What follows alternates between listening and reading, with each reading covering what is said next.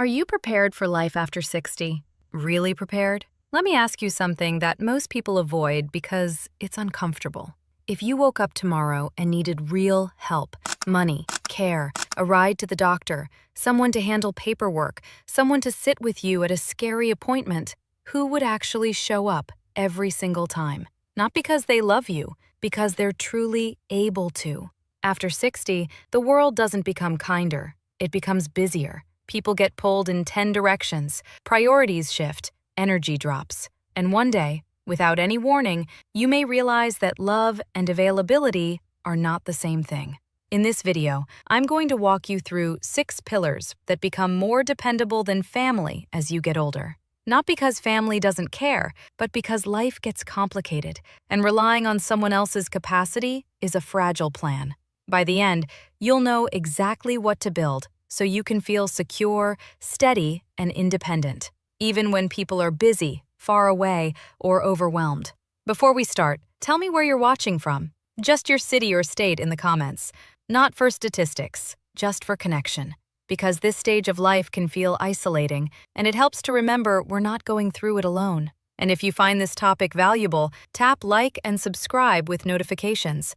I make content for people who want honest, practical guidance for aging well, without sugarcoating it.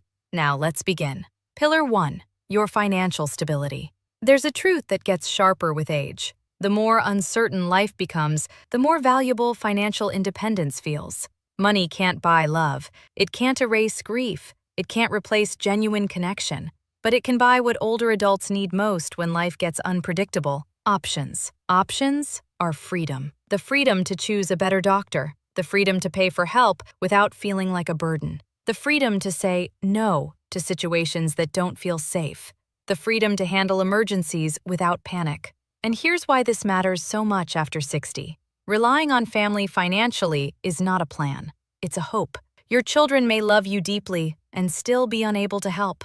They may be dealing with mortgages, school expenses, their own health issues, unstable jobs, rising costs, and pressure you don't even see. And sometimes, the hardest part isn't the no, it's the guilt on both sides. I'll give you a simple example. Imagine a man named Richard. He's 72. He spent decades doing what a good father does, working hard, helping his children, showing up whenever they needed him. Then, a sudden health issue hits, and his savings drain faster than he ever expected. He assumes his family will step in the way he once stepped in for them. But his kids are drowning too. They care, but they can't carry him, not without breaking their own lives. That's when Richard learns the lesson that hurts to learn late. Love is real, but resources are limited. So when I say financial stability, I'm not talking about becoming rich. I'm talking about building a buffer, reducing avoidable debt, planning for the boring emergencies that aren't dramatic but are expensive, and creating a simple system that keeps you from being trapped. If you're over 60 and you haven't looked at your financial foundation in a while, let today be your reminder. You don't have to be perfect. You just need to be intentional. And if this is already resonating, comment 1 below so I know you're still with me. Now, here's the pivot. Money can protect your choices, but it can't carry your body. Pillar 2. Your physical health. No matter how much love you have around you, no one can exercise for you. No one can sleep for you. No one can eat well for you. And after 60, health isn't just health, it's independence. Your body becomes either your ally or your limitation. And that sounds harsh, but it's real. When your health starts slipping, life gets smaller fast. And when life gets smaller, you start needing people more often. Rides, help, supervision, reminders, assistance. That's when many people feel their dignity eroding. The goal is not to become a gym person. The goal is to stay capable, to stand up without fear, to walk without hesitation, to carry groceries, to travel if you want to wake up with enough energy to live your life instead of managing it. Let me tell you about Charles, 68. He was active most of his life. Then retirement happened, routines softened, movement dropped. He told himself, I'll get back to it later. Later showed up wearing stiffness, low energy, and aches that didn't go away. He didn't become unhealthy because he was lazy. He became unhealthy because later is a seductive lie, especially when the consequences are slow. So here's the truth. Small daily habits beat big occasional efforts. A walk, light strength work, stretching, hydration, sleep discipline, protein, managing sugar, paying attention to balance, keeping doctor appointments before problems become emergencies. This pillar is powerful because it's mostly under your control, and control is calming. Now, health gives you freedom, but it doesn't protect you from isolation. Pillar 3, your social circle. One of the most dangerous things that happens after 60 is not a disease. It's quiet isolation. It usually doesn't look dramatic. It looks like fewer calls, fewer invitations. We should meet sometime. That never becomes a plan. Friends moving away, people passing, energy dropping. Then one day, you realize your world got smaller without asking your permission. And many people assume family will fill that gap. But family often can't. Not consistently. Not in the way an older adult actually needs. Because companionship isn't the same as love. A quick visit is not the same as feeling truly connected. A holiday gathering is not the same as being known. This is why building and maintaining a social circle outside immediate family is not a luxury. It's a lifeline. Let's talk about Mary, 73. She relied on her sons for connection. Great sons, loving sons, busy sons. As years passed, calls became shorter, visits became rarer, and Margaret started waiting. Waiting is a dangerous habit.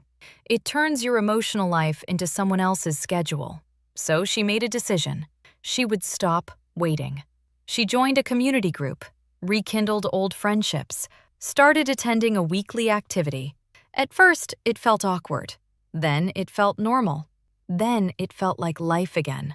She didn't replace her family. She expanded her world. That's the goal. Build a circle that holds you emotionally so your family doesn't have to carry everything. And here's an important point. Your circle doesn't need to be big. It needs to be real. Now, even with money, health, and people, many older adults still feel something missing. Pillar 4, your sense of purpose. After 60, roles shift. Work ends or slows. Children grow up. The identity that once kept you busy, provider, caregiver, problem solver, can fade. And when that happens, some people don't feel free. They feel invisible. They wake up and think, what am I for now? Family can love you, but they can't give you purpose. Purpose is purpose. It's internal. It's the reason you get up and participate instead of just passing time. I think of George, 70, retired engineer. At first, retirement felt like relief. Then it felt like emptiness. His days had no structure, no mission, no reason to feel needed. So he volunteered. He taught. He mentored. He contributed. He didn't do it for applause. He did it to feel alive. Purpose can be simple. Learning, helping, creating, teaching, writing, gardening, faith, community, caring for something outside yourself. Purpose isn't pressure, it's direction. And direction keeps the mind strong. But life still brings losses, changes, unfair moments, disappointments. That's why you need Pillar 5. Pillar 5, emotional resilience. This is the pillar most people underestimate until they need it. After 60, you'll face things you didn't face at 30. Loss, health scares, friends passing away, family drama, loneliness that shows up at night, the sudden realization that time feels different. And yes, family can support you, but they cannot be your emotional life support machine because they have their own storms. Emotional resilience means you can feel pain without collapsing. You can grieve without losing your identity.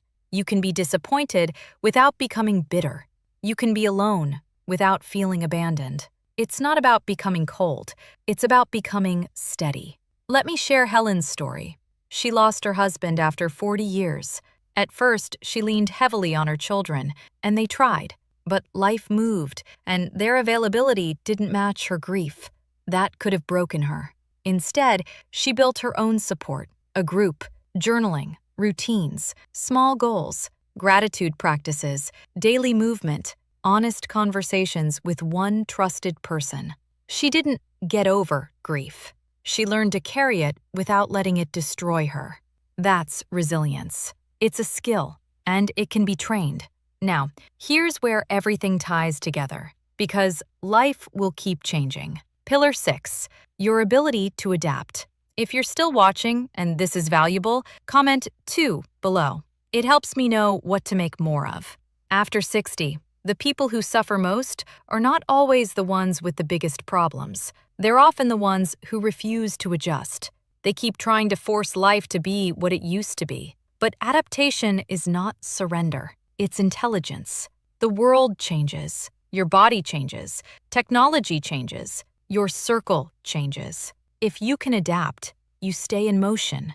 If you can't, you get stuck, mentally and emotionally. I'll give you a simple example. Frank, 78, believed connection had to be in person. Then friends moved, and some passed away. He assumed that meant his social life was over. But instead of accepting that story, he adapted. He learned video calls, joined an online group, found community in new formats. He didn't love technology, he loved not being lonely. That's adaptation. And it's one of the greatest predictors of whether your later years feel like decline or reinvention. Now let's bring everything home. Final thoughts. After 60, family is still precious. Love still matters. Relationships still matter.